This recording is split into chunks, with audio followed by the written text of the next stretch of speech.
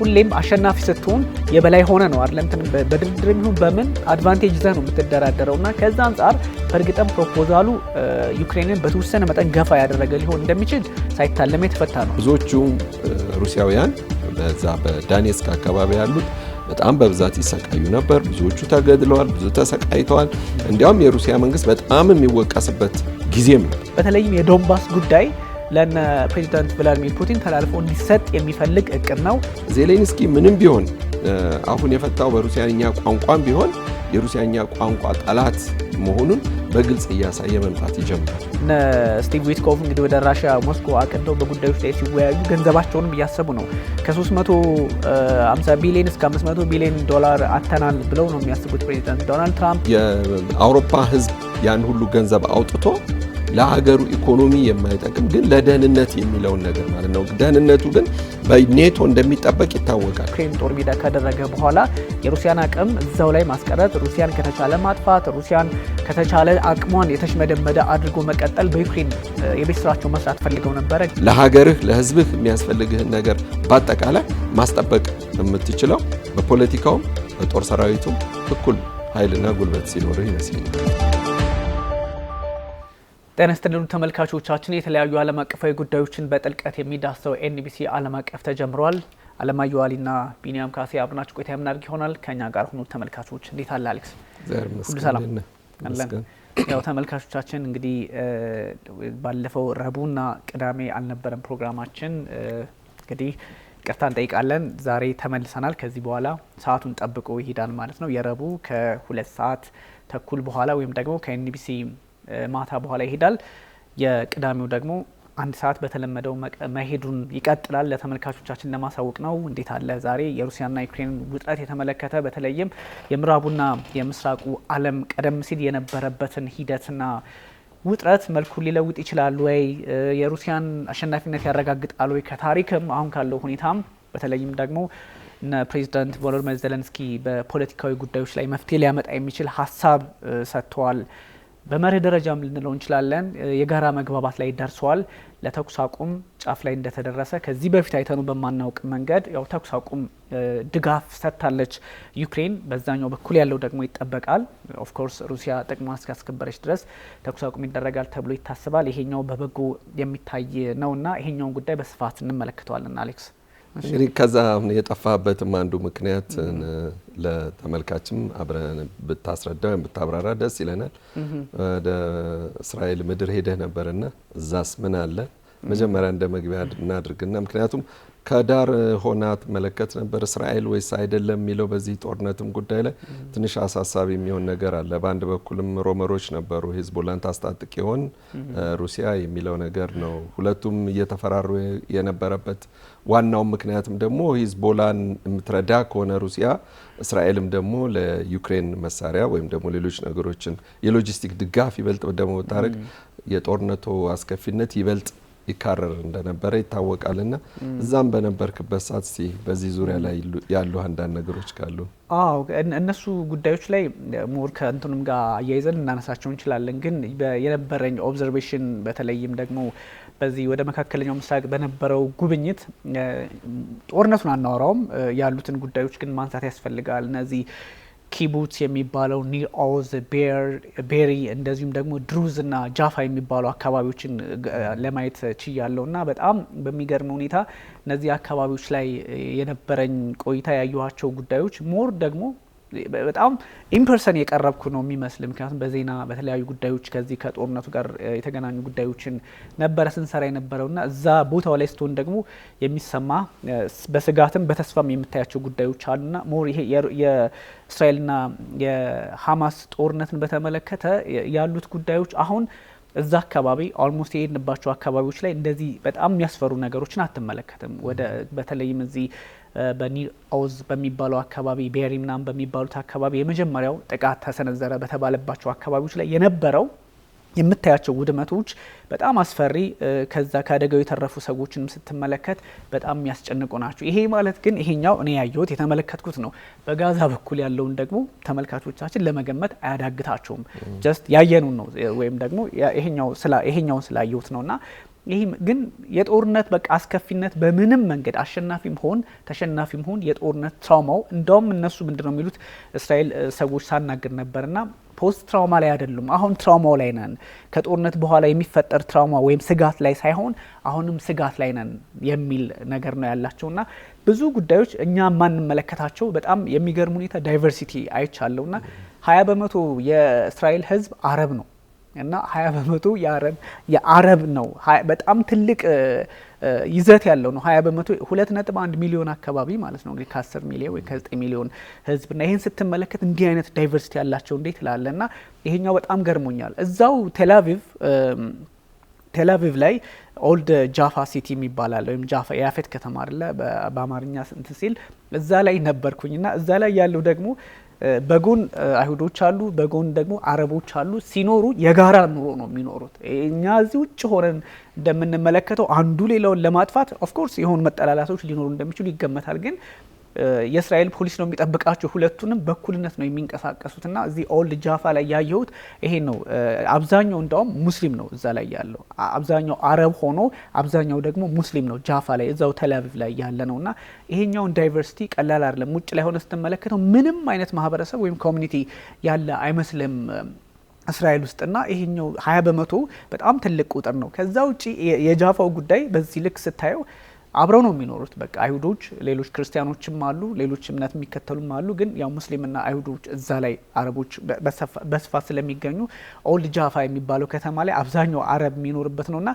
ትንሽ ውጭ ላይ ሆነን የምንመለከተውን የፖለቲካ አውድ ግንዛቤ የሆነ እንደውም እዛ ከተማ ላይ አሁን አረቦች ከፍተኛ ቁጥር አላቸው ከፍተኛ ውክልና አላቸውና እንደሚታየው አይደለም ሌላ የተመለከትኳቸው ከዚህ ከዳይቨርሲቲ አንጻር ኦፍ ኮርስ የድሩዝ የሚባሉት ማህበረሰቦች ድሩዝ ሄዝቦላ ጥቃት ሲሰነዝር ድሩዞች ላይ በእንግዲህ ሰሜን እስራኤል አካባቢ ተራራማ አካባቢዎች ላይ የሚኖሩ ናቸውና እዛ ላይ ጥቃት ሲሰነዝር እስራኤል በወሰደችው እርምጃ ከፍተኛ ቀውስ መፈጠሩ ይታወሳል ሊባኖስ ላይና እዛ ላይ ድሩዞች ደግሞ የተለየ ያው ሃይማኖታቸውን ማንነታቸውን ብዙ ታሪክ አንሄድበትም የሚያስደንቅ ማንነት አላቸው እነዚህ ድሩዞች ወደ 150 ሺህ ይሆናሉ ተብሎ ይታሰባል ድሩዝ ማለት ሶሪያ ውስጥ የሚኖር ከዚህ በፊት በስፋት እናወራው ነበረ ሶሪያ ውስጥ የሚኖር 700 ሺህ ይሆናሉ ሊባኖስ ውስጥ ደግሞ ወደ 300 ሺህ ሊሆኑ ይችላሉ ዮርዳኖስ ውስጥ አሉ ስለዚህ እስራኤል ውስጥ ዮርዳኖስ ውስጥ ሊባኖስ ውስጥ ሶሪያ ውስጥ ያሉ ማህበረሰቦች ናቸውና እነዚህ ደግሞ እንደዚህ ቅርንጫፍ ሆነው ወይም ተከፍለው ደግሞ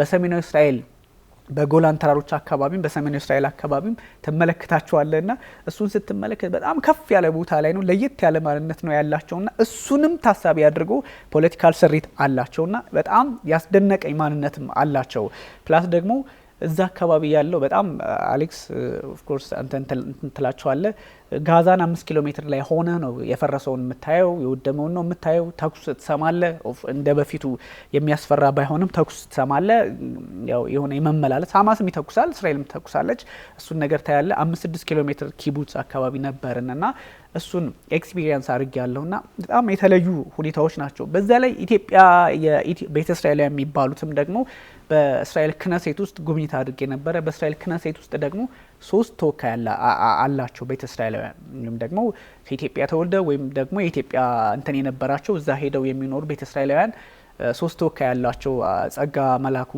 ሶሻል ሚዲያ ላይ ይታወቃሉ ዶክተር እሳቸውን ጨምሮ 3 ተወካዮች አሉና ብዙ ማንነቶችን በ120 መቀመጫው ክነሴትም ተመልክቻለሁና በጥቅሉ ግን ያለኝ ምስል እኛ እንትን ወደፊትም ፍሬም የሚያደርግ የፖለቲካ ግንዛቤ እዛ ላይ ኤግዚስተንስ ያስፈልጋል አሌክስ የፍልስጤማውያን መኖር የእስራኤላውያን መኖር የሁለቱም ኤግዚስተንስ የሚያስፈልግበት አካባቢ ነው አንዱን አጥፍተህ አንዱን የምትኖርበት አካባቢ እንዳልሆነ ተሰምቶኛል ምክንያቱም 20% አረቦች አሉ ስልህ ውጭ ላይ ሆነን የምንመለከተው እስራኤል የምትባል መጥፋት አለባት አታስፈልግም የሚለው ኃይል ፕላስ ደግሞ በእስራኤል በኩል ሆኖ ፍልስጤም የሚባሉ ወገኖች መኖር የለባቸው መጥፋት አለባቸው የሚለው ባላንስ ለማድረግ እነሱ ተስማምተው ነው የሚኖሩት ባይዞይ ለአይዲኤፍ የሚዋጋ አረብ አለ በሌላ በኩል ደግሞ ከሐማስ በኩል ሆኖ የእስራኤል ሜንታሊቲ ያለውም እስራኤልን የሚወጋለና እንዲህ አይነት ማንነት ያላቸው ናቸው ጠቅለል ያለ ኢሜጁ ግን የሶሪያ ፖለቲካ ለእስራኤል መፍትሄ ያመጣል ወይም ደግሞ ያልሻራ አስተዳደር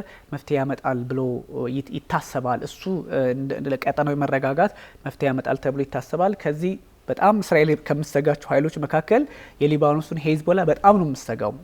አንድ ዳይሬክተርም አግኝቼ በትናንትናው ዕለት ጥቃት አድርሰባቸዋል። የወታደራዊ አዛዥ ህይወታቸውን አጥተዋልና እነዚህ ሁሉ አሉ። ግን ጠቅላላ ያለው ኦብዘርቬሽን ጦርነት ለማንም የማይበድል ወደ ድሮዝ ወሰድከው እንጂ ኪቡትስን ታነዛለህ ብዬ አስቤ ነበር። ምክንያቱም ኪቡትሶችን በጣም ነው የምወዳቸው። ከ100 ዓመት በላይ የስራ ላይ ማለት ምንድነው መርሃቸው አንድ ለሁሉም ሁሉም ለአንድ ነው የሚባለው። ስለዚህ የህብረት ስራ ማህበር በቃ ዋነኛ የመነሻ ጽንሰ ሀሳቡ የተፈጠረው እዛ ነው ማለት ይቻላል። እና የሚያምር መልካም ህብረተሰብ ነውና በአንድ ላይ ነው የሚያመርቱት፣ በአንድ ላይ ነው ትርፍ የሚያገኙት። የዛ ማህበረሰብ አባል ከሆንክ አንተ የምትፈልገውን ታገኛለህ፣ የሚጠበቅብህን ደግሞ እንድታደርግ ትገደዳለህ። ብዙዎች ደግሞ ኪቡትስን ማህበረሰብ ለማየት የሚፈልጉ ሰዎች ደግሞ ከ2 ዓመት ተኩል እስከ 5 ዓመት ድረስ በፈቃደኝነት ገብተ ማገልገል ሁሉ ትችላለህ። የበጎ ፈቃድ አገልግሎት ሁሉ መስጠት ትችላለህ እና ለዛም የምስክር ወረቀት ሰጥቷል። ወደፊትም ደግሞ ልትታጭ ትችላለህና የነሱ ዋናው ሊቀመንበራቸው ወይም ደግሞ የማህበረሰቡ ስብስብ ከፈቀደልህ የዛ አባል ልትሆን ትችላለህና እዛ ጋር የዘር የሃይማኖት ልዩነት የለም እና በቃ ትንሿ እስራኤል ማለት ይቻላል። ዋናውም ደግሞ የፍልስጤማውያን መጀመሪያ ተኩስም ሲጀምሩ ብዙዎቹን ያጠቋቸው የኪቡትስን አካባቢ ነው። ኪቡት ማለት ደግሞ ያው ስብስብ እንደሆነ ይታወቃል በሂብሩ ቋንቋ። ወደዛ ላይ ትሄድ ነበረ ድሮዞችና ነሳ እነሱ የጠቅላላ ኢሜጁን ኪቡትስ ብዙ ጊዜ እንትን ስለተባለ ነው እና የኪቡትስ አንድ ፕሮፌሰር ማግኝተን ነበር እና እሳቸው ኪቡትስ ኔቨር ጊቭ አፕ ፎር ኔቸር እጇን አትሰጥም። በጣም ትልቅ የእርሻ ስራ የሚከወንባቸው እንደውም ኤአይ እና የሰው ልጅ ብሬን ከዛ ደግሞ የተክል ስር ጆጆባ የሚባል ዛፍ አለና ከሱ አንጻር በኤአይ ቴክኖሎጂ አገናኝተውት እንደ ሰው እንዲያስብ ምን ያህል ውሃ እንደሚያስፈልግ ምን ያህል አስቸጋሪ ሁኔታዎች ሊመጣ እንደሚችል ራሱ ፕሬዲክት እንዲያደርግ አድርገው የፈጠሩ ናቸውና እዛ ላይ የግብርናው ስራ በጣም የሚደንቅ ነው። ግን ኪቡትስ ሲባል ይሄ እልቂቱ ምናምን አሉ ፉቴጆች ምናምን እነሱን ስትመለከት ደስ የማይል ስሜትም ስለሚፈጠር ኤኒዌይ ጀነራል ኢሜጅ ነው። ወደፊትም በተለያየ አቅጣጫ ልናወራው ያው ተመልካቾቻችን የት ነበርክ ለሚለው ምላሽ ለመስጠት ነው እንጂ እዛ ላይ ብዙም የመቆየት የለንም። ኔክስት ግን ፖለቲካው ምንድን ነው የሚለውንም በስፋት እንመጣበታለን። ዴስ መን ግን የእኛ ተመልካቾች በጣም መረዳት ያለባቸው ያየ ነው ይሄ ነው። ደግሞ በጋዛ በኩል ሄደ ስታይ ደግሞ ምን ማየት የሆነ አስፈሪ ነገር ልታይ ታያለ። ኦፍ ኮርስ ይታወቃልና ግን የነበረኝ ቆይታ ብዙ ነገሮችን ስለነገሩም እንትን አትልም አይደለም ስላሉም እንትን አትልም። ብዙ በዚህ ጉዳይ ላይ የሰራ ሰው ደግሞ አብረን ያየነው በሚለው ነው የምትወስደው። አንደርስታንድ ያደርጋል። ለምሳሌ ጦርነት የለም ቢሉ ኦፍ ኮርስ ቀዝቅዟል ልትል ትችላለህ እንጂ የለም ልትል አትችልም። ምክንያቱም አንተ የምትገነዘበው ነገር አለና ትልቅ ኤክስፒሪየንስ ነበር የሚለውን ለማንሳት ነው። አሌክስ ጊዜ ወሰድኩኝ። የዋና ጉዳያችን ወደ ሩሲያና ዩክሬን ጦርነት እንሄዳለን። የሩሲያና ዩክሬን ጦርነት የተመለከቱ መረጃዎች አሁን ሰላም ይመጣል አይመጣም የሚለውን ብቻ ሳይሆን ጦርነቱ ለምን ተቀሰቀሰ፣ የሰሜን አትላንቲክ የጦር ጥምረትን ዩክሬን መቀላቀል የለብሽም፣ ወደ አውሮፓ ህብረት ያጋደለ የፖለቲካ አቋም ሊኖርብሽ አይገባም፣ ፕሮ ዌስተርን የሆነ መንግስት አስቸጋሪ ሁኔታዎችን ሊፈጥር ይችላል የሚል አቋም ነውና ሩሲያ ምዕራቡን ዓለም በግልጽም ያንበረከከችበት ማለት ቃሉ ከባድ ቢሆንም ግን በደንብ የፈተሸችበት ጦርነት እንደሆነ ይሰማኛልና እንደው ከታሪክም ከምንም እናንሳው እስኪ አሌክስ። መልካም እንግዲህ ያው ለሩሲያ ወደ ጦርነት እንድትገባ የሚያደርጋት እነሱ ሩሲያውያን አሁንም ድረስ ቢሆን ልዩ ዘመቻ የሚሉትን የጀመሩበት ያን ዘመን ዝም ብሎ በእመርታ የተነሳ ጦርነት አይደለም። ከ2014 ጀምሮ ዩክሬናውያን በዳኔትስክ ላይ ባሉት ዳኔትስክ ውስጥ 95 በመቶ የሩሲያ ህዝብ እንደሆነ ይታወቃል። ቀደም ሲል በስታሊን ዘመነ መንግስትም ዳኔትስክ የከሰል ማዕድን ያለባት ስፍራ ምድሯ ስሯ ጠቅላላ ወደ ዋሻነት የተለወጠ ሙሉ ለሙሉ በከሰል ማዕድን በጣም የታጨቀችና የተሻለ ሀብት ያለበት ስፍራ ነው እና እዛ ቦታ ላይ ከዩክሬኖቹ ይልቅ ሩሲያውያን ናቸው ልቀው የሚገኙት በቁጥር። እናም የቋንቋ የሚነገሩትም ያው በሩሲያንኛ ነው እና መጨረሻ ላይ 2014 ላይ የነበረው ነገር ምንድነው? በቃ እነዚህ ሰዎች ከዚህ ቦታ መልቀቅ አለባቸው የሚል ይመስላል እና በሩሲያ ቋንቋ መናገር አቁመው በዩክሬንኛ ብቻ እንዲሆን ልጆቻቸውን በዩክሬንኛ እንዲማሩ ድንገት የሆነ ነገር ነው እና ይህ ነገር ቀስ እያለ ወደ ግፍ አገዛዝ ይመጣል እና ብዙዎቹ ሩሲያውያን በዛ በዳኔስክ አካባቢ ያሉት በጣም በብዛት ይሰቃዩ ነበር። ብዙዎቹ ተገድለዋል፣ ብዙ ተሰቃይተዋል።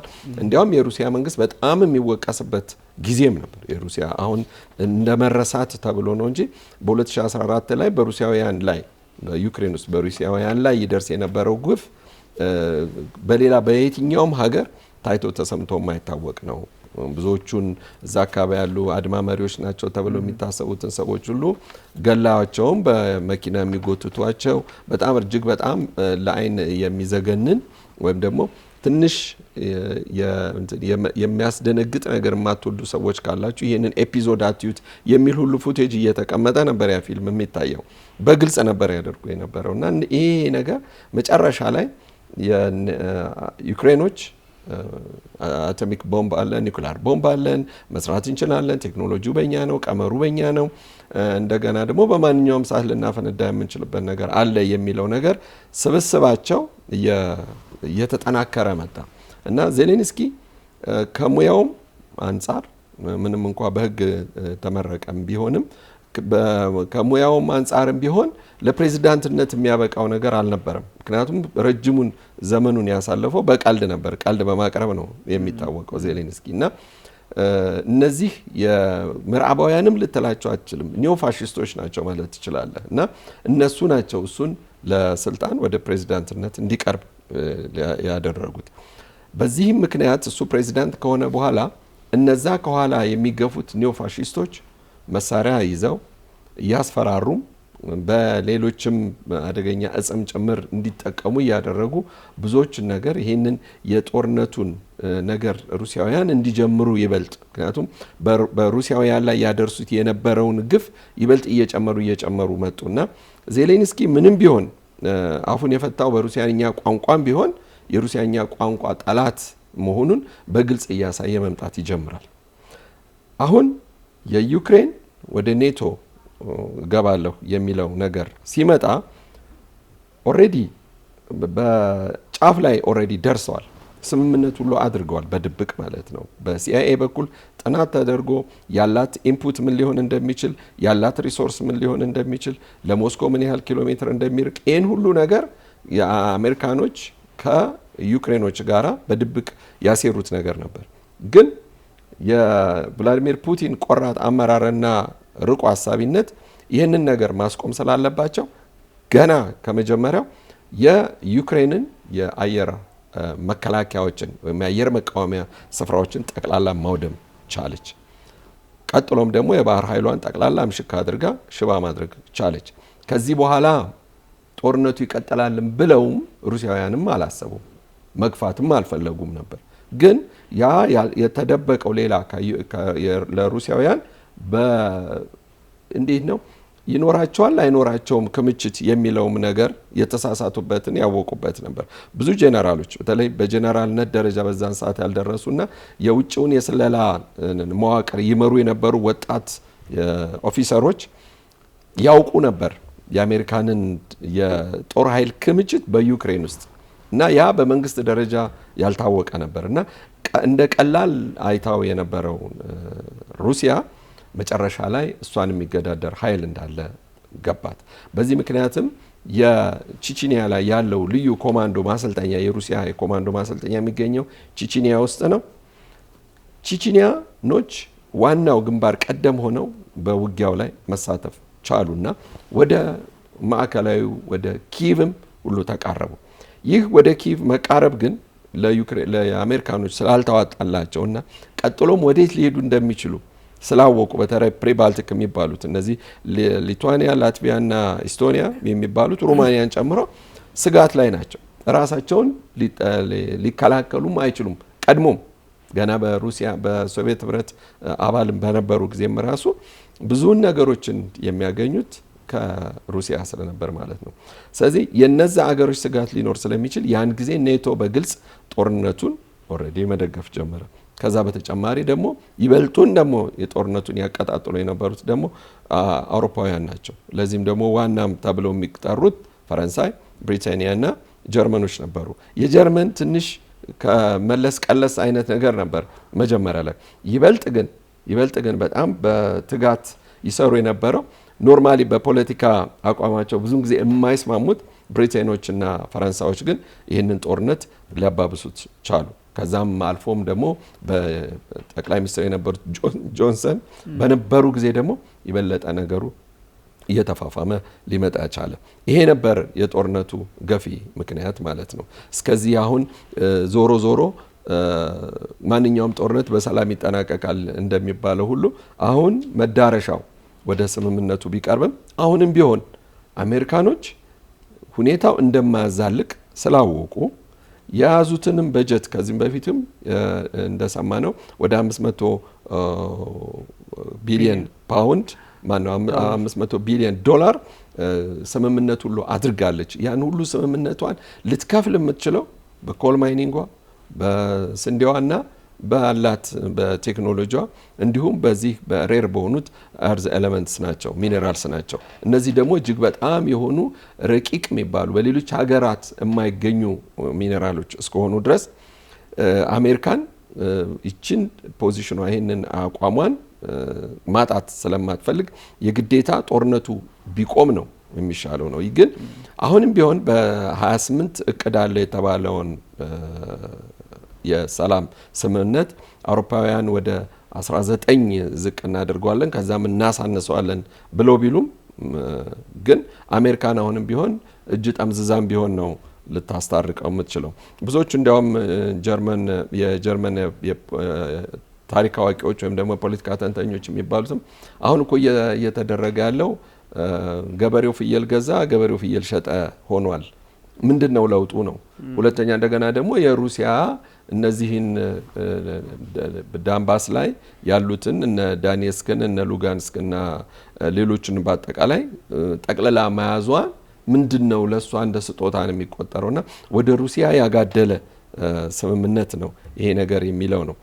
ግን አሁንም ቢሆን እንዲሁ ከወዲሁም ለመናገርም ቭላዲሚር ፑቲን ወይም ደግሞ ክሬምሊን ጋር አልደረሰም። ኦፊሴላዊ የሆነ ይህ ነገር አልቀረበም። ስለዚህ ከውጭም ያሉት ምንድነው በሶሻል ሚዲያ የሚመላለስ ነው ያሉት ሰርጌይ ላቭሮቭ። በሶሻል ሚዲያም ላይ እየተመላለሰ ነው ያለው። በዲፕሎማቲክ መስመሮቻችንም ይህ ነገር ቴክስቱ እናውቀዋለን፣ ግን ወደኛ ለውይይት የመጣ ነገር የለም፣ እኛም ልንወያይበት አልቻልንም ብለዋል ቭላዲሚር ፑቲንም በትናንትናው ዕለት ንግግራቸው። በየቀኑ አላቸው ከሚኒስትሮች ጋር ከሌላው ከሴኩሪቲ ካውንስል ጋር የሚያደርጉት ውይይት ላይ ብዙ ጊዜ የሚነጋገሩት ነገር ነውና ውይይት በእርግጥ አልተደረገበትም በሩሲያ ዘንድ። ሆኖም ቀረም ግን ቀደም ሲልም የያዘችው አቋም ሩሲያ ጦርነቱን ገፍቶ ያለውን የኒዮ ፋሺስቱን መንግስት መገርሰስ የሚል አላማ ስላላቸው ማለት ነው። ስለዚህ አሁን የጦርነቱ ሁኔታ ከጦር ሜዳ አቆም የተኩስ አቁም ስምምነት ዩክሬን ትፈልጋለች፣ ሩሲያ አትቀበለው። ምክንያቱም ሩሲያ የምትፈልገው የሰላም ስምምነቱን እንጂ የተኩስ አቁም ስምምነቱን አይደለም። እዚህ ጋር ሁለት ነገሮች የተለያዩ መሆናቸውን ብዙ ሰዎች አይረዱትም፣ በአውሮፓውያኖቹ ማለት ነው። ምክንያቱም የጦር ስምምነት የሰላም ስምምነት ማድረግ እንጀምራለን ሲባል ልትቀበለው የሚገባውን ነገር ነው ዩክሬን ልትቀበለው የሚገባትን ነገር ዩክሬን እስከዛ ድረስ አልተቀበለችም። የመጀመሪያ የሚኒስክ ስምምነት ነበር። እነዛ ወደ 7 የሚሆኑ ዋነኛ ነጥቦች ማለት በቃ እስካሁን ድረስ ይህን ጦርነት ወደዚህ ወደ አስከፊነት የማይገፋበት እነ ጆ ባይደን እንዲገፋ ያደረጉበት ግን አልጠቀማትም። ከዛም በኋላም ደግሞ የአንካራው ስምምነት ተደረገ። የአንካራውም ስምምነት ያውም ሩሲያን የሚጎዳ ነገሮች ነጥቦች ሁሉ ያሉት ተስማምታ እያለች አሁንም ደግሞ አውሮፓውያኖች የዩክሬንን አፍ በመዝጋት ብቻ አስቆሙት። ስለዚህ አሁን ይሄ የሶስተኛ አማራጭ ነው። የመጨረሻው መጀመሪያ ነው ያሉት ዶናልድ ትራምፕ። ይህን ስምምነት ማለት ነው። ስለዚህ 28 ይሁን 19 ይሁን 9 ይሁን በየቀኑ እንግዲህ 500 ሰዎች 500 ወታደሮች ያልቃሉ ነው የሚባለው በሁለቱም ወገን። ስለዚህ ከ250 250 የሚለቅ 600 600 የሚለቅ የሰው ልጅ ህይወት የማይተካው ነው። ሁለተኛ እንደገና ደግሞ አሁን ዩክሬን እንግዲህ ከሞላ ጎደል ማለት ይቻላል በጣም እጅግ በጣም ጥቂት ቦታ ነው ሰላማዊ ስፍራ ያላት፣ ያውም ባለስልጣኖቻቸው ያሉበት እንጂ ሌሎቹ ነዋሪዎች አሁንም ድረስ የሚኖሩት ማታ ማታ ሜትሮ ውስጥ ነው የሚያድሩት። ሜትሮ ውስጥ አልጋ ተነጥፎ ፍራንች ተነጥፎ በዛ በቅዝቃዜ እምነበረድ ነው እንግዲህ የሜትሮ ስፍራ ወለሉና እዛ ላይ ጥቂት ጨርቅ ተደርጎ ወክ እየተደረገ ነው የሚታደረው እና ትንሽ ህይወት መልኳን የለወጠችበት ተፈጥሮ በጣም ያጋደለችበት ወደ እነሱ ተፈጥሮ እየጎዳቸውም ጭምር ነው ጦርነቱ እየተካሄደ ያለው። ውጭ ያለው በረዶ እንግዲህ ቀጣው ለሚቀጥሉት 3 ወራት እንዲያው ከ0 በታች እስከ 24 30 ድረስ ዲግሪ ሴንቲግሬድ የሚጠበቅበት ነው ከ0 በታች። ያ ማለት ምንም ወጥተህ ምንም ነገር የምታገኝበት መመላለስ የማትችልበት፣ ሁለተኛ እንደገና ደግሞ በረዶም ከጣለ ያን በረዶ እኮ የሚጠርገውም ህዝብ ያስፈልጋል ትራንስፖርቱ ለማለፍ ማለት ነው። ስለዚህ ለዩክሬን እጅግ በጣም ከባድ ሁኔታ ነው እየገጠማት ያለው። መላው አውሮፓ በሰላም ነው እየኖረ ያለው፣ ደህንነታቸው በኔቶ እየተጠበቀ አየር ሰላም አየር ነው እየተነፈሱ ያሉት። ዩክሬን ውስጥ ግን ያለው ህዝብ ግን በእንደዚህ አይነት ሰቆቃ ውስጥ ነው እየኖረ ያለው እና ተራ ብለህ የምትለው እንኳን የራስ ምታት መድኃኒትን የማታገኝበትን ሁኔታ ነው እየተፈጠረ ያለው። ስለዚህ ወጣም ወረደም ዶናልድ ትራምፕ ይህንን ነገር በመገንዘባቸው ወደ ሰላም ስምምነቱ እንዲመጡ ነው እያደረጉ ያሉት። ይህን ይመስላል። ይሄ እኮ ነው አሁን የዩክሬን ችግሩ። ዩክሬን እየተዋጋች ያለችው የራሷን ጦርነት ብቻም አይደለም የምትዋጋው፣ በዋናነት የምዕራቡን ዓለም በተለይም የአውሮፓውያንና የአውሮፓ ህብረትን ጦርነት ነው እየተዋጋች ያለችው። ምክንያቱም የጦር ሜዳ የሆነችበት ትልቁ ሚስጥር አንደኛውን ዘለንስኪ ራሳቸው በዚህ ስምምነት ላይ ይገዛሉ ብለው ቢስማሙ እንኳን አውሮፓ ህብረት የራሱን ጥቅም የራሱን ፍላጎት ይዞ ይቀርባል። እንደውም ካውንተር ፕሮፖዛል አቅርበው ነበረ የአውሮፓ ህብረት ሀገራት ወይም ሌሎቹ አውሮፓውያን። በዛ ላይ ደግሞ የፈቃደኞች ጥምረት የሚባለው የ30 ሀገራቱ እነ ፈረንሳይ፣ እነ ብሪታንያ፣ እነ ጀርመን ያሉበት እሱም የራሱ ፍላጎት አለው እና ይሄኛው ኔቶን በራሱ አሜሪካን ቀንሶም ቢሆን ፍላጎቱን ማስቀመጥ ላይ አተኩሯልና እንደዚህ አይነት ነገሮች እንደ ጦስ ነው በቃ የዩክሬንን ህዝብ በዩክሬን ህዝብ ላይ የሚከፈል መስዋዕትነት የአውሮፓ ፖለቲካ እንዲረጋጋ ከመፈለግ አንጻር እንግሊዝም ሌሎችም እያደረጉ ነው ያለውና ይሄኛው ትንሽ ብስለት የተሞላበት አመራር ይፈልጋል ይመስለኛል የነ ፕሬዚዳንት ቮሎዲሚር ዘለንስኪ።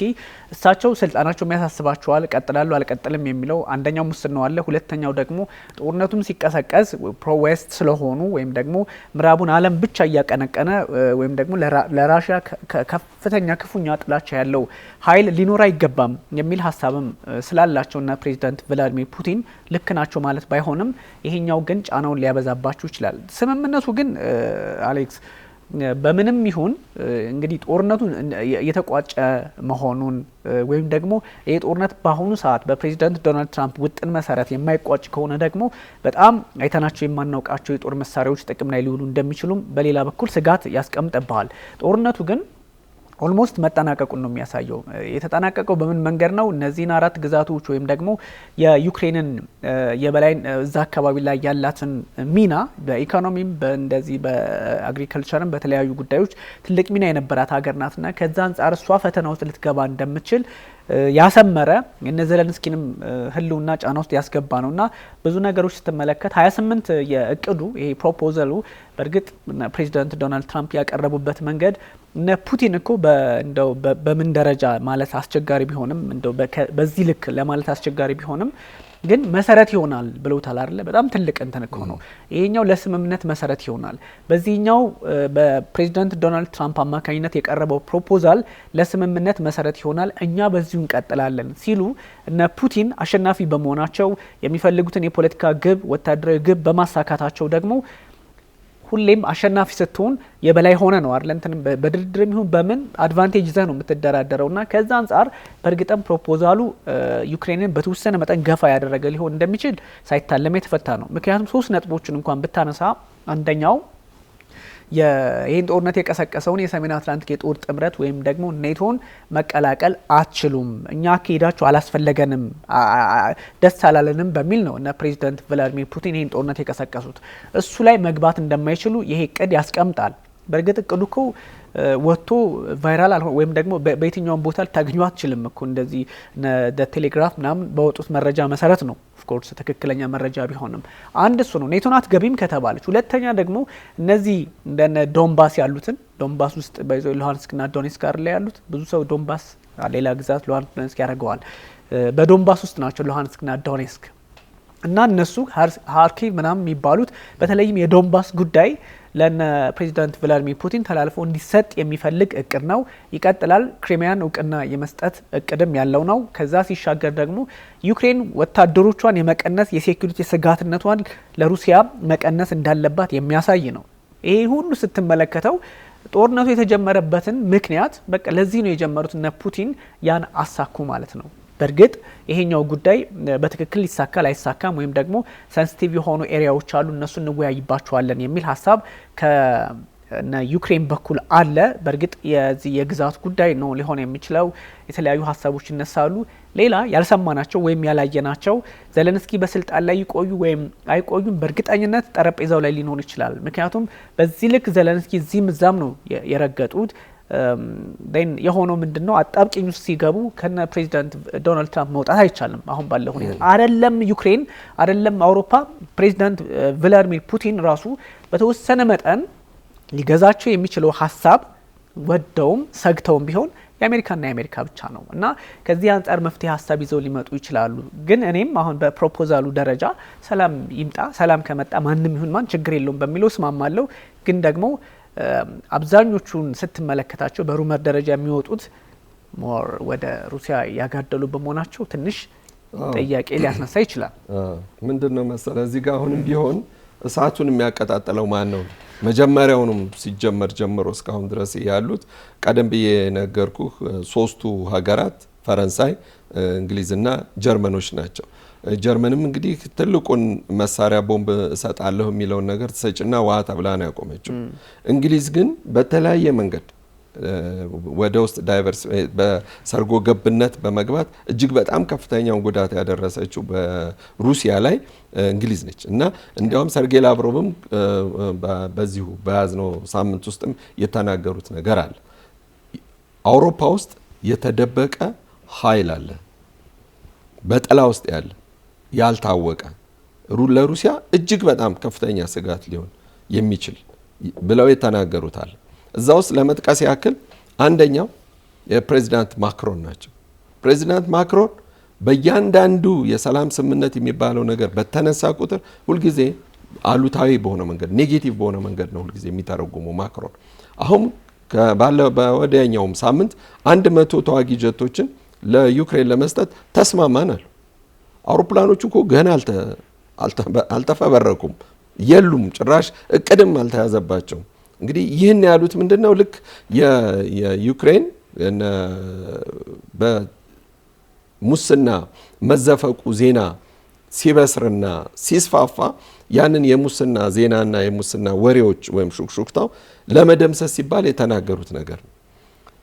ያደርጉታል አያደርጉትም ሌላ ጉዳይ ነው። ግን እንኳን አይደለችም ፈረንሳይ አሜሪካን 100 አውሮፕላኖችን በአጭር ጊዜ ውስጥ ማድረስ አትችልም። የትኛውም ሀገር አንድ አውሮፕላን ለማምረት ስንት ወራት እንደሚፈጅ ይታወቃል። ይሄ እንደ መኪና የምትሰራው ነገርም ስላልሆነ ማለት ነው። እና ዲቴይል መግባትም ባያስፈልግ ግን እንግሊዞችንም ስታያቸው በነ ስታርመር በኩልም ያሉት ፈረንሳይ የምትወስደው ከሰላም እቅድ ውስጥ ፈረንሳይ የምትወስደው የተወሰነውን የምትቃወመው አለ። ለብቻዋ እንደገና ደግሞ እንግሊዝ አጥብቃ የምትቃወማቸው ነገሮች አሉ። ለምሳሌ አሁን የኔቶ አባል እንዳትሆን ለሚለው ላይ ፈረንሳዮች እኛ ጦር እናስገባለን እንዲያውም ተናግረዋል። እንግሊዝ፣ ጀርመን፣ እኛ ፈረንሳይ እና ቱርክን ጨምረው ወደዛ ለማስገባት ቱርክን የጨመሩበት ዋናው ምክንያት ምንድነው? ቱርክ በመጠኑም ቢሆን ለስለስ ያለ አቋም ከእንተና በኩል በፑቲን በኩል ስላላት ዜሌንስኪም ጋራ ጥሩ ግንኙነት ስላላቸው ምክንያቱም አብዛኛውን ድሮን ሰጪ እሷ በመሆኗ ማለት ነው። ስለዚህ የነዚህ የአውሮፓውያኖቹ ብጥብጥ መፈለግ ወይም ደግሞ ሩሲያ እንድትዳከም ከማድረግ ሩሲያ እንድትዳከም ያላቸው ፍላጎት ነው ይሄንን የሚያደርገው። አውሮፓ በታሪኳ ሩሲያን አሸንፋ አታውቅም። በነጠላም ብትወስዳቸው እንግሊዝም፣ ፈረንሳይም፣ ጀርመንም ማንኛቸው ፈረንሳዮችም ተዋርደው ነው የወጡት፣ ጀርመኖችም ተዋርደው ነው የመጡት። ሩሲያን ማሸነፍ አይቻልም። ሩሲያ ኒፓቤዲ ማያስትራና ይላሉ ራሳቸው አሜሪካኖቹ ራሳቸው ልትሸነፍ የማትችል ሀገር ናት። ምክንያቱም ወራ አታውቅም፣ ማንንም ሀገር ወራ አታውቅም። ስለዚህ ዞሮም ዞሮ አሁንም ቢሆን ይህ የሰላም ስምምነት የሚባለው የፖለቲካ ውሳኔ የሚፈልግ ስለሆነ ነው እና የፖለቲካ ውሳኔው ደግሞ የሚሰጠው በአውሮፓውያንና በአሜሪካን ነው። የአውሮፓውያኖቹን እድል ለመስጠትና የሚሉትን ለመስማት እንጂ የዚህ የሰላም እቅድ ያለው በቭላዲሚር ፑቲንም በአውሮፓውያኖችም እጅ ሳይሆን በዜሌንስኪም እጅ ሳይሆን በአሜሪካኖቹ እጅ ነው። አሜሪካን ልታሳካ የምትፈልገውን ነገር ሞክራለች። የሩሲያን የጦር አቅም ሞክራለች። ሩሲያ እስካሁን ድረስ 90-80 በመቶ የሚሆነውን በሶቪየት ህብረት ጊዜ ያለውን አርሴናሎች የጦር መሳሪያ ወይም ደግሞ ጥይትና መድፍ ተጠቀመች እንጂ በዘመናዊነት የያዘችውን ገና ሳይቤሪያ ውስጥ ያለውን የጦር ክምችት ገና እንዳልተጠቀመችበት ይታወቃል። ያን ደግሞ መምታት ደግሞ በፍጹም የማይቻልም። ስለዚህ ልትደፈር ትችላለች፣ ግን የማትመታዋን ሀገር መጥቶ ማሸነፍ አይቻልም። ስለዚህ ኒፓቤዲ ያሉት ወይም ማትሸነፉ የሚሉት ለዚህ ነው። ራሳቸው ምዕራባውያኑ ልባቸው ያውቀዋል፣ ግን እዚህም ቢሆን የምስኪኑ ህዝብ ደም ነው የሚፈሰው። እሱ ነው። ትራምፕም እኮ ብለዋል፣ ታቋታላችሁ፣ ሩሲያን ማሸነፍ አትችሉም፣ በቃ ምንም ጊዜ አትውሰዱ የሚል ከዚህ በፊት ከ4-5 ወር በፊት ሀሳብ ሲሰጡ አስታውሳለሁ። ምክንያቱም የነ ናፖሊዮን የነ ናዚን ታሪክ ስለሚያስታውሱና አንዳንድ ጥቃቅን ጦርነቶችን በመሀል የሚነሱትን ከማለት አንጻር በእርግጥ አንዳንዴ ከውዝ ልክም ሲሆን እንደዚህ አይነት እድሉ አጋጣሚው አለ። የኢትዮጵያ አይነት ባህሪ ነው ያላት ኢትዮጵያ። እንግዲህ ይሄን ሀገር አጠቃች ሲባል በታሪክ ሰምተን አይተን አናቅም። ያው ከራሳችን የተከፈሉ የሚሄዱት እዛው ችግር ራሳቸው ይፈጥሩብናል እንጂ እንደዚህ አይነት ባህሪ አላትና የቱርክን ጉዳይ ቱርክ ሞር ከነ ሩሲያ ጋር አብራ የምትሰራ ሀገር ናት። የነዳጇን ጉዳይ በደንብ በዝቅተኛ ዋጋ ምገዛ ሀገር፣ ኢኮኖሚዋን የምታስብ ልክ እንደ ጂኦግራፊ አቀማመጧ ኤዥያውንም አውሮፓንም ግራ ቀኝ እያዩ ረሲፕ ጣይብ ኤርዶሃን ፖለቲካቸውን ብቻ ሳይሆን ኢኮኖሚያቸውን እያሳደጉ ያሉ፣ ጦራቸውን እያሳደጉ ያሉ፣ ዓለም ላይ ተጽዕኖ ፈጣሪ ሊባሉ ከሚችሉ መሪዎች መካከል እነ ፕሬዚዳንት ዶናልድ ትራምፕ ሜንሽን የሚያደርጓቸው በፊት አልሲሲ የቀጠናዊ ተፈላጊነት ስላላቸው እነ ዶናልድ ትራምፕ ማይ ፌቨራይት ዲክታተር ነው የሚሏቸው ነበር። አይሏቸውም። አሁን ፌቨራይትም ዲክታተርም አይሏቸውም። ስማቸውን ሜንሽንም አያደርጓቸውም። ያው እንግዲህ ምንድነው አንድ ዘይቤ ያለ አይደለ? ታሞግሰውና እዛው የምትሰድበው ይወዷቸዋል፣ ግን ዲክታተር ናቸው ነው አልሲሲንና የረሲፕ ጣይብ ኤርዶሃን አካሄዳቸው ሚዛን ነው። አንዳንዴ የተለያዩ አካባቢዎች ላይ ስትሄድ እንኳን ሚዛን ካለ ወይም ደግሞ በሆነ ፊገር ላይ ልክ ከሆንክ እኮ ለምን እኔን አልደገፍክም አይልም። ብዙ ሰልጠን ያለው ወደ ውጭ ያለው ዓለም ሰልጠን ያለው ሆነ ኮንሰፕት ያለው እኔ ጋር ለምን አልሆንክም አይልም። ኦፍኮርስ ወይ ኔጋውን ወይ ጓዝን ጠቅለ ሂድ የሚል ኃይል እንዳለ ሆኖ ግን በአብዛኛው ይሄ አረዳድ ስላለ ቱርክን እዚህ ውስጥ ስቦ ማስገባት ቱርክ እንደማታደርገው ግልጽ ነው። ምክንያቱም ጥቁር ባህርም አለ እዛ አካባቢ ላይ ከሩሲያ ጋር አብራ የምትሰራ ሀገር ናት። በዛ ላይ በዚህ ስምምነት ዙሪያ ረሲፕ ጣይብ ኤርዶሃንና ፑቲን በስልክ አውርተዋል እንዴት እናሳካው በሚል ጉዳይ ላይና ቱርክን ያው ምዕራቡ በእርግጥ አስፈሪ ነው። አውሮፓ እንደነ ፈረንሳይ እንደነ ብሪታንያ ያሉ ሀገራት እንትናቸው ፖለቲካቸው ጠንካራ ነው፣ መሰረት ያለው ነው። አይተኙልም፣ ብዙ ስራዎችን ሊሰሩብ ይችላሉ። ከዛ አንጻር ቱርክን እዚች አስገብቶ ማነካካትም ይፈልጋል። ቱርክን አነካካ ማለት ልክ እነ ፕሬዚዳንት ቭላዲሚር ፑቲን ጀርባ ተሰጣቸው አይነት ስሜት እንዲመጣ ቱርክም ጋር ለማቃቃር ይሆናል። ግን ቱርክ ያን ፖለቲካ አትከተለውም። የምታውቃት አቋም ስላላት ራሷን ነው ወደ ውስጥ በደንብ እያሰበች አለችውና ከዛ አንጻር ብዙ ስብስቦች ሊኖሩ ይችላሉ። እዛ ጋር ግን አሁን ስለ ቱርክ ካነሳ አይቀር እናስታውሳለን ከ5 ወራት በፊት ወደ ሴፕቴምበር አካባቢ ወይም ከዛም በፊት ማለት ይቻላል በግልጽ ከሳቸው የማይጣበቀውን እንኳን ጸያፍ ቃል እየተናገሩ ፕሬዚዳንት ማክሮንን ይሰድቡ ነበር ኤርዶጋን። ስለዚህ ማክሮን እንዲሰደቡ ወይም በጥፊ እንዲመቱም ወይ የሆነ ነገር ብቻ እሳቸው ለቅሌት በቃ ይቀርባሉ። ምክንያቱም ብዙ ነገራቸው ጥሩ ነገር ይሰራሉ ተብሎ ይጠበቃል። በአንድ በኩል ደግሞ የእሳቸውን የሚጠላው ህዝብ ይበልዛል። በአሁኑ ሰዓት ለምሳሌ እስከ 85% በላይ ፖለቲከኞች አይወዷቸውም ፕሬዚዳንቱን። ኦሬዲ ይሄ ምንድነው ኩዌሽነር ተዘጋጅቶ የተጠየቁ ሰዎች የመለሱትን ነው ኦሬዲ በፐብሊክ ፖል የሚባለው እና እዛም ላይ የሚታየው ነው። ሁለተኛ እንደገና ደግሞ ከሳምንትም በፊት እኮ የፈረንሳይ ኤታማዦር ሹም ክተት አውጀው ነበር። በቃ ማንኛውም ፈረንሳዊ ለጦርነት እንዲዘጋጅ የሚል ማለት ነው። እንግዲህ ወደ ፈረንሳይ የተሰነዘረ ጸያፍ ቃል የለም በሩሲያ በኩል ወይም ደግሞ ፕሮቮኬት የሚያደርግ ወይም ደግሞ ለጦር የሚያነሳሳ አንዳችም የተሰነዘረ ነገር የለም። ግን ጦርነቱን መቀላቀል ይገባችኋል፣ ተዘጋጁ የሚለው ነገር እንግዲህ እዛም ውስጥ የምናውቀው ነገር አለ። ሌጊዮን የሚባል ጦር አለ የፈረንሳዮች። የየትኛውም ሀገር ዜጋ ልትሆን ትችላለ። ፈረንሳይ ውስጥ መጣ የሌጊዮን አርሚ ውስጥ አባል ሆነ ያው ልዩ ኮማንዶ ማለት ነው እና በ3 ወር ነው የምትሰለጥነው። የዛ ስልጡን ሆነ ወጥተህ ትዋጋለህ ፈረንሳዮች ወደሚሰዱ ቦታ። ያን ካደረግክ በኋላ ደግሞ የምትፈልግ ከሆነ ሙሉ የፈረንሳይ ዜግነት ይሰጣል። ስለዚህ ፈረንሳይ ቱርኮቹን የሚፈልጉት ለፖለቲካ ብቻ ነው፣ ለሌላ ነገርም አይደለም። ቱርኮች ደግሞ ያንን አይፈልጉትም። ስለዚህ አሁን ጦር ሰራዊታችንን ይዘን ወደ ሩሲያ እንገባለን ሲሉ መጀመሪያ የራሷ አሮባት የሰው ታማስላለች እንደሚሉት ሙሉ ለሙሉ እኮ አሁን ማክሮን ሙሉ የሥራ ሰዓታቸውን የሚያሳልፉት በዩክሬን ጉዳይ ሆኗል። ምንም ሊፈይዱ የማይችሉበትን ማለት ነው እና የሀገሪቷን ሪሶርስ በጣም ብዙ እያዳከሙ መሆኑን ተረድቷል የፈረንሳይ ህዝብና ፖለቲከኞቻቸውም እየጣሏቸው ነው እና ይህ ነገር በማክሮን በኩል የሚደረጉ ነገሮች ብዙም የሚያስኬዱ አይደሉም ለሰላም ስምምነቱ ማለት ፈልጌ። አብዛኞቹ እንደዚህ እንግሊዝም ኬር ስታርመርም እኮ ሀሳብ ሲያነሱ ያው አሜሪካ ስላለችው ብቻ አለሳልሶ መሄድ ነው እንጂ እንዲህ አይነት ሀሳብ እንዲነሳም አይፈልጉም ነበረ። ግን ፕሬዚዳንት ዶናልድ ትራምፕ ቅድም አንተ ባነሳው መልክ በቃ ደክሟቸዋል። የደከማቸው ተዋግተው ምናምን አይደለም፣ ገንዘባቸውን ያስባሉ። እነ ስቲቭ ዊትኮፍ እንግዲህ ወደ ራሽያ ሞስኮ አቅንተው በጉዳዮች ላይ ሲወያዩ ገንዘባቸውንም እያሰቡ ነው። ከ350 ቢሊዮን እስከ 500 ቢሊዮን ዶላር አተናል ብለው ነው የሚያስቡት ፕሬዚዳንት ዶናልድ ትራምፕ። ፔንታገን ደግሞ 180 ቢሊዮን ነው ይላል። ምንም ይሁን ትልቅ ገንዘብ ነው ያወጡበትና ይሄኛውን ደግሞ ምን ትርፍ አገኘን ነው አፍተር ኦል። አውሮፓ እንኳን ትርፍ አለው። ትርፉ ምንድነው? አለይ ብሎ አስቦ ነበረ፣ ግን ትርፍ አላገኘም። ዩክሬን ላይ ሁሉን ነገር ዩክሬን ጦር ሜዳ ካደረገ በኋላ የሩሲያን አቅም እዛው ላይ ማስቀረት፣ ሩሲያን ከተቻለ ማጥፋት፣ ሩሲያን ከተቻለ አቅሟን የተሽመደመደ አድርጎ መቀጠል በዩክሬን የቤት ስራቸው መስራት ፈልገው ነበረ፣ ግን ባይ ዲፎልት አልተሳካላቸው። ምዕራቡ ዓለም አልተዋጋውም ሊል አይችልም እኮ በቃ በግልጽ ተዋግቷል እኮ።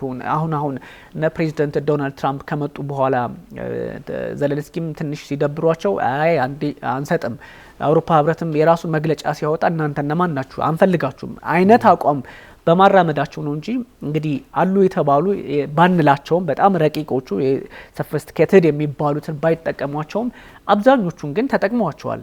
የዩክሬን ፖለቲከኞች፣ የዩክሬን ወታደሮች ታጥቀው ሞክረዋቸዋል።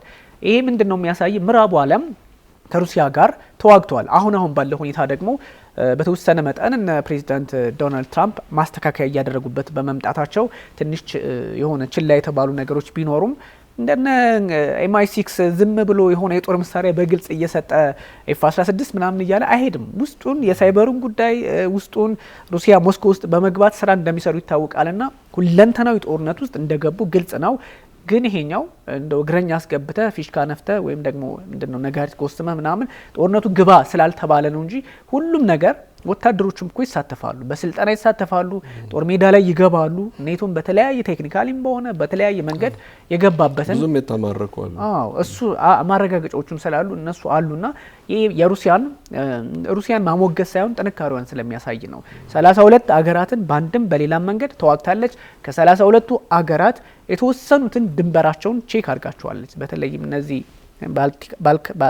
ባልቲኮቹን አክቹሊ እስከ ብራሰልስ ድረስ እንግዲህ ቬሪፋይድ አላረግናቸውም ቢሉም ድሮኖች እስከ መግባት ደርሰዋል። ሁሉንም ቼክ አድርጋለች። የጀርመን የአየር ኃይሎች ወይም ቤዛቸው በተወሰነ መጠን ተፈትሿል። እና ሮማኒያ ትላንትም እንደዚሁ ጥቃትም ባይሆን ገብተው ይወጣሉ እና ይሄ ሩሲያ አቅሟን ያሳየችበት በመሆኑ ምዕራቡ ይችን የቤት ስራውን አሁን ፕሬዚዳንት ቭላዲሚር ፑቲን እግሮትን እንዳያነሱ ካልሆነ ነገ እያንዳንዳችን ቤት የአውሮፓ ሀገራት 50ዎቹም ውስጥ የአውሮፓ ሀገራት በር ላይ ፕሬዚዳንት ቭላዲሚር ፑቲንን ቆመው ነው የምናገኛቸው የሚል አረዳድ ነው ያላቸው እና ኢማኑኤል ማክሮን እና ከዛ አንጻር ችግሮቹ ሊታዩ ይችላሉ። ትራምፕ በጀታቸውም ቅርታ ላቋርጣና በጀታቸውንም አሁን ስታይ ለጦርነት የበጀቱት ማለት ለመከላከያ የበጀቱት በጀት በ3 እጥፍ አድጓል። አውሮፓውያኖቹ ከሩሲያ አሁን በጦርነት ላይ የምታወጣውን ወጪ ከነሱ 3 እጥፍ ያነሰ ነው። ስለዚህ ነው ገባ በዛ የአውሮፓ ሕዝብ ያን ሁሉ ገንዘብ አውጥቶ ለሀገሩ ኢኮኖሚ የማይጠቅም ግን ለደህንነት የሚለውን ነገር ማለት ነው። ደህንነቱ ግን በኔቶ እንደሚጠበቅ ይታወቃል። ሩሲያም አልፋ ዩክሬን አልፋ እንደማትሄድ በደንብ በስነ ስርዓት ያውቁታል። ይህንን በማድረጋቸው የነሱ የጦር ኢንዱስትሪውን ለማስፋፋት ብቻ ስለሚፈልጉ ብቻ ውጭ ላይ ስናወራ የአውሮፓ ወይም ምዕራቡ ትንሽ ጨካኝ ነው። የዩክሬን ህዝብ ዋጋ እያስከፈለ እሱ ሰላም እንዲኖር ይፈልጋል ስንል ነበር እና ያን ነው የሚያሳይ። ምክንያቱም ፑቲን አሁን እያንዳንዳችን በር ላይ ቆመው ጠዋት በርን ስከፍት ታገኛቸዋለ የሚለው ማስፈራሪያቸው ጦርነቱ የዩክሬን ጉዳይ ስላልሆነ ነው። በእርግጥ ከዚህ በፊት የነበሩት ፕሬዚዳንት የአሜሪካውም ማናቸው ጆ ባይደን እሳቸውም ፑቲንን እዚህ ዩክሬንን ጨርሰው ዩክሬን ላይ ይቆማሉ ብላችሁ እንዳታስቡ እንዳትሞኙ በሚል በጣም በትልቅ አንድ ጉባኤ ላይ የአሜሪካ ፕሬዚዳንቶች ጉባኤ ላይ ጎላ አድርገው ሀሳብ ሲሰጡ ነበርና ብዙ ነገሮች አወዛጋቢ ናቸውና የሜጋፎን ዲፕሎማሲ ነው የሚከተሉት። ያልሆነ ነገር ወይም ደግሞ እዛ ላይ ጫና ለመፍጠር የምታደርገውን እንቅስቃሴ እዚህ ላይ ያለውን ዋጋ ለማስከፈል አይነት አቋም ያለው ነውና አስቸጋሪ ነው። ግን ለችግሮች መፍትሄ ለማምጣት አሁን የፕሬዚዳንት ዶናልድ ትራምፕ ቅድም ባነሳው መልክ ነው ማንም ይሄን ነገር አያሳካውም። የማያሳካበት ምክንያት ፕሬዚዳንት ዶናልድ ትራምፕ የተለየ የፖለቲካ እንትን ኖሯቸው ምናምን ሳይሆን አፍተር ኦል አሜሪካ ስለሆነች ነው። ቅድም ያነሳውልህ ፑቲን ከማንም ይሁን ከማን አብረዋቸው ከሚሰሩት ከነ ዲሜትሪ ሜድቬዴቭን ያምኗቸዋል አይደለ? ከነሱም ይልቅ ትራምፕ ይሄን ጉዳይ ለማስቆምም ለማስቀጠልም ትልቁ አቅም እንዳላቸው ይረዳሉ። ያ ማለት ትራምፕ ሁለንተናዊ ተጽዕኖ ፈጣሪ ናቸው እንዲሁ ፐርሰናሊቲያቸው ማለት ሳይሆን የአሜሪካ ፖለቲካ ግዙፍ ኢኮኖሚ፣ ግዙፍ ወታደር፣ ሁሉ ነገር ግዙፍ ስለሆነ ተጽዕኖ መፍጠር ስለምትችል ነው። እስኪ ይህን ፕሮፖዛል የሆነ ሀገር ያቅርበው፣ ቱርክ ራሷ ብታቀርበው የአውሮፓ ህብረት የራሱን እቅድ ይዞ ይመጣል አንቀበለውም፣ ዘለንስኪም እንዳትቀበል ነበር የሚባሉት። ትራምፕ አመጡ። እስኪ በቃ ትራምፕ እምቢ ብለዋል፣ ይችኛዋን እስኪ እስከ መፍትሄ እንደ ኦፕሽን እስኪ ይውልን ነው ያሉት። በቃ ይውልን ይሄን ማየት አለባችሁ ነው ብለው ያቀረቡትና 19ም ማረጉት 9 አንተ እንዳልከው ችግሩ ሊመነጭ የሚችለው የአውሮፓ ህብረት አሁንም አውሮፓ በተቀሉ ትንሽ አሁንም ጦርነቱን እዛው ላይ መቋጨት ይፈልጋሉ። ወይም ደግሞ ጦርነቱ ለዩክሬን አስበው እንዳልሆነ እኮ ያሳያል። ዩክሬንን ጨርሰው ፑቲን ፖላንድ ይገባሉ ወይም ሌላ ቦታ ይገባሉ የሚል ስጋት ስላለባቸው ነው። በዛ ላይ የምር የቄመኛ ፖለቲካ ያለበት ጎራ ነው ያኛው አካባቢ። ለምን ተደፈርንም አይነት ነገር አይበታለውና ይሄ ሀሳብ ሩሲያ እነዚህን 28 ነጥቦች ላይ እንወያይ በሚባልበት ሰዓት 28 ነጥቦቹን ብቻ ሳይሆን ሩሲያ ደግሞ የራሷ ነጥቦች ይኖሯታል። ስላላወሩ ወይም አሁን በድብቅ ስላለ ብቻ ነው እንጂ ይሳተፉበታል። የትራምፕ ተስማምቶናል ነው በእርግጥ የመጀመሪያው ተስማምቶናል። ሁለተኛ እንደገና ደግሞ ሩሲያ ምን አላት? ትልቁን ነገር ሀብት ብለህ ብትል በአውሮፓ ባንኮች ውስጥ እጅግ በትሪሊየን የሚቆጠር ዶላር አላት፣ ሀብት አላት። እዳም ያለባቸው አሉ፣ ያልከፈሉ ሁሉ አሉ። እነዛ ነገሮች ሁሉ እንዲመለሱ እነዛ ነጥቦች ውስጥ ሁሉ ይካተታሉ። ዝም ብሎ አይደለም። ስለዚህ ራሱ አውሮፓውያኖች ራሳቸው ለሩሲያ የሚመልሱት ብር ራሱ ወደፊት ያጣሉ። እነማን ነበሩ ከአውሮፓዎቹ ውስጥ ብለህ ስትል ግሪክ የት ነው የነበረችው? ኢኮኖሚያው ተንኮታክቶ። እንግሊዝ ማነች? ጣሊያን የት ነው የነበረችው? ኢኮኖሚያው ተንኮታክቶ። የአውሮፓ ህብረት ነው ያዳናቸው እነዚህን ሁለቱን ሀገራት ማለት ነው። ከፍተኛ የሆነ የፖለቲካ ቀውስ በፓርላማ ውስጥ ሁሉ እስከ መደባደብ የደረሱት ነበር። እጅግ በጣም ከፍተኛ ዕዳ ነው ያለባቸው እነዚህ ሁለቱ ሀገራት። አሁንም ቢሆን የሩሲያን ገንዘብ የማይመልሱ ከሆነ ይህ ስምምነት ላይፈጸምም ይችላል። አሁን ምክንያቱም ዝም ብዬ እያየሁ ነው።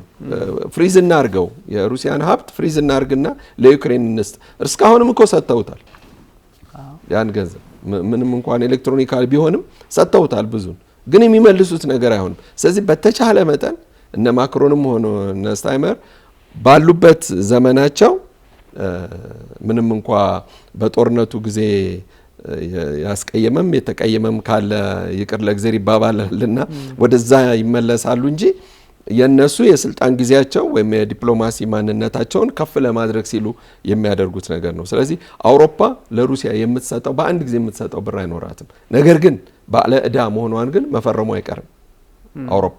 ይህ ነገር እንዳይመጣባት ግን የራሷን የሆነ የተሻለውን ነገር ለማቅረብ ይፈልጋሉ። ምናልባት የአሜሪካንን እቅድ የማይቃወሙ ከሆነ በእርግጠኝነት ልነግርህ የምችለው በተዘዋዋሪም ቢሆን ይህ አውሮፓ ውስጥ የሚገኘውን ገንዘብ ሩሲያ እንዳትጠይቅ፣ ምክንያቱም ለካሳ እናደርገዋለን የሚለውን እንድትስማማ ሊያደርጉ ይችላሉ። ሁለተኛ እንደገና ደግሞ ወደ ፈረንሳይም እኮ ወደ አሜሪካንም የሄዱት ሜድቬዴቭ የሚባሉት የቭላዲሚር ፑቲን ተወካይ እንኳን ሰው አይደለም ድንጋይ ያሳምናሉ የሚባሉ በሳል ፖለቲከኛ ናቸው። እዚህ በሩሲያ የውጭ ጉዳይ ሚኒስትር ውስጥ ያሉ ፖለቲከኞች በጣም በሳሎች፣ በጣም አርቆ ሀሳቢዎች፣ በአካዴሚካሊም እንትኖች የሆኑ መናገር የሚችሉ አንደበተ ርቱዕ የሆኑ ካልኩሌቲቭ የሆኑ በቃ የፊዚክስም የማትስም ሰው ናቸው ማለት ትችላለህ። ስለዚህ በዚህ አይነት መንገድ ነው የፖለቲካው ሁኔታ ይበልጥ እየጠነከረ ሊሄድ የሚችለውና በጦር አውድማው ብቻም ሳይሆን በፖለቲካውም ቢሆን ሩሲያ የቀደመች ነው እንጂ ያለችው ወደ ኋላ እየቀረች አይደለም። ምክንያቱም የህዝብ ድጋፍ ካለው አንድ መንግስት ደካማ ሊባል አይችልም። ምንጊዜም የሀገሪቱን ሀብት የሀገሪቱን ምቅ ኃይል ሁልጊዜ እንዳስጠበቅ ይኖር ወይም ደግሞ ለሀገርህ ለህዝብህ የሚያስፈልግህን ነገር በአጠቃላይ ማስጠበቅ የምትችለው በፖለቲካውም በጦር ሰራዊቱም እኩል ኃይልና ጉልበት ሲኖርህ ይመስለኛል። ይሄኛው ስምምነት እኮ ችግር ሊሆን የሚችለው አሁን ምናልባት እነ ትራምፕ ጠዋት እያዩ ነበረ መግለጫ ሰጥተዋል በትሩዝ ሶሻል ሚዲያቸው ላይ ሲያስተላልፉ የአውሮፓንም የዩክሬንም ፍላጎት ታሳቢ አድርገን ጨምቀን 28 ነጥብ እንዳለ ሆኖ ያው እነዛን ላለማስቆጣት ይመስላል፣ ግን የተወሰነ ማሻሻያ እንደተደረገበት ግልጽ ነው። የሁሉንም ፍላጎትና ስጋትን ግምት ውስጥ አስገብተን እንግዲህ ዊትኮፍ ሲሄዱ ወይም ደግሞ በሆነ አጋጣሚ ብቻ ለክሬምሊን ይደርሰውና ውይይት ይደረግበታል ተብሎ ነው የሚታሰበውና ይሄኛው ችግሩ እነ ፕሬዚዳንት ቭላዲሚር ፑቲን የግዛት ጉዳይ ሲነሳባቸው እሺ እንደማይሉ ግልጽ ነው። አንተ ሞር የነሱን ሳይኮሎጂም ታውቀዋለህ። እሺ አይሉ ምክንያቱም አንደኛ ጦርነቱን የቀሰቀሱበት ምክንያት እንዲያውም እድሉን አግኝተዋል። እነዚህ ግዛቶች ሊወስዷቸው ይችላሉ፣ ታሪክም ሊያነሱ ይችላሉ። አንዳንድ እንግዲህ ከዛ አካባቢ ከሚፈጸመው ሰብአዊ ቀውስ አንጻር እንጠብቃቸዋለን ብዙ ምክንያት ሊሆን ይችላል። ያም ምክንያት ባይሰራም ጉልበት ያለው በጣም የሚነግስባት ዓለም ናት። ኦፍ ኮርስ ፕሬዚዳንት ዶናልድ ትራምፕ እኮ ግሪንላንድን ወስዳለሁ ሲሉ፣ ካናዳን ከፈለግሽ 51ኛ ግዛት ትሆኛለሽ ሲሉ፣ ፓናማ ቦይን ከሆነ አመታት በኋላ ተመልሶ የራስ ያረጋሉ ሲሉ ጉልበት ኢኮኖሚ እንደሚያስፈልግ ሪሶርስ እንደሚያስፈልግ በመረዳታቸው ነውና እና ፑቲን ደግሞ እዛ አካባቢ ያለው ኦልሞስት ብዙ ነገሮቻቸው የሚመሳሰል ነው። ይሄኛውን የመውሰድ እድላቸውን የሚያረጋግጡበት ነው። ትራምፕም ቢሆኑ ግሪንላንድን ተሻግረው ወስዳለው የሚሉ ሰውዬ አሁን ፑቲን ይችና መውሰድ አይችልም አይሉም፣ ወኔውም የላቸው እና ከዛ አንጻር ዓለም ስሪቷ እንደዚህ የሆነ መጥቷል። አንዳንድ ጥያቄዎች አሁን በዚህ ሰዓት ላይ እዚህ አፍሪካ ቀንድ ላይም ሊጠየቁ የሚችሉ አውድ ተፈጥሯል። ባይዘይ እኛ አሁን በቀይ ባህር በር ስጡን ጥያቄዎችም እነዚህ ስትመለከት ዓለም በቃ ግንዛቤዋ የሆነ ታፈነ መሞት የለብም ማግኘት ያለብን አግኝ አይነት የተከፈተ በር የመክፈት አካሄድ ነው። ፕሬዚዳንት ዶናልድ ትራምፕ በባህሪያቸው እንዲህ ናቸው። ትራምፕ ስለሆኑ ብቻ ሳይሆን አሜሪካ ሪሶርስ ስለሚያስፈልጋት ነው። ዩክሬን ውስጥ ይገባሉ። ይህ ስምምነት በሚስጥርም ይሁን በምን የተፈራረሙበትን ሳያስተገብሩ ለዩክሬናውያን ብቻ ሰላም ለማምጣት ፕሬዚዳንት ዶናልድ ትራምፕ ፑቲን ጋር ያን ያህል የሚደክሙበት የፑቲንን የሚያወሩትንም የሚሉትንም መሰንጠቅም አይጠበቅባቸውም። በውስጥ የሚያስተካክሏት ነገር አለ። ኦፍ ኮርስ ዩክሬን ያው ታሸጣለች ማለት ትችላለ። ምክንያቱም አውሮፓም ሸጧታል። እነ አሜሪካን ብትሆን ደግሞ የምታገኛቸው ለቨሬጆች ይኖራሉ። ዝም ብለው ሰላም ወረደ በቃ ፑቲንም እዚሁ አርፎ ተቀመጡ፣ ዘለንስኪም እዚሁ ይቀጥሉ የሚባልበት አውድ ሊፈጠር አይችልምና ይሄ ትንሽ የአውሮፓው መርገብ አለበት። ባይዞይ ኔቶ በዚህ ካሊኒንግራድ እቺ በእንትን ያለችው ተነጥላለች። እሷን እንዴት መውሰድ እንደምንችል እሷ ላይ እንዴት እርምጃ መውሰድ እንደምንችል ሁሉ ነገር እጃችን ላይ ያለ። ትናንት አንድ ጀነራል ሲናገሩ ነበረ። እጃችን ላይ ያለ ተዘጋጅተናል ነው ያሉት። ከዚህ በፊት አንስቼልሃለሁ። በኖርዌይ አካባቢ ብሪታንያ ወታደራዊ ልምምድ አድርጋለች። ሩሲያ ልትወጋን ትችላለች በሚል በተራራና በበረዶ ውስጥ የተደረገ ልምምድ አለ። የፈረንሳይ ጀነራሎች ጦርነት እስከ ማወጅ የመድረስ እንትናቸው ውጥረቱን የማያረግብ አካሄድም እንዳለ ያሳያል። ግን ይሄ ፕሮፖዛል ተሻሽሎ በጣም ዴፕዝ በሆነ መንገድ ተስተካክሎ ለፑቲን ከቀረበ ፑቲን ኔቶን አገባም፣ ፑቲን እነዚህን ግዛቶች አትወስጃትም፣ ፑቲን ዘለንስኪን ማየት አልፈልግም ማለታቸው ስለማይቀር አሁንም ስጋቱን ከፍ ሊያደርገው ይችላል የሚል እንትን አለኝ። ሜቢ የመጨረሻ ሀሳብ ካላችሁ እዚች ጋር መጨረሻ ነገር የምናገረው ያለፍናት ነገር አለች። አሁን ዊትኮፍ ከትራምፕ ጋር ከፍተኛ ጥሩ የሆነ ግንኙነት አላቸው። ሩሲያን ማሳመን ችሏል። ለምን ሲባል የሩሲያን ታሪክ እና ፖለቲካ ጠንቅቀው ያውቃሉ። ቭላዲሚር ፑቲንንም ማሳመን ይችላሉ ተብሎ ነው እና ግማሽ መንገድ እንዲሄዱም ያስቻሉ ዊትኮፍ ናቸው።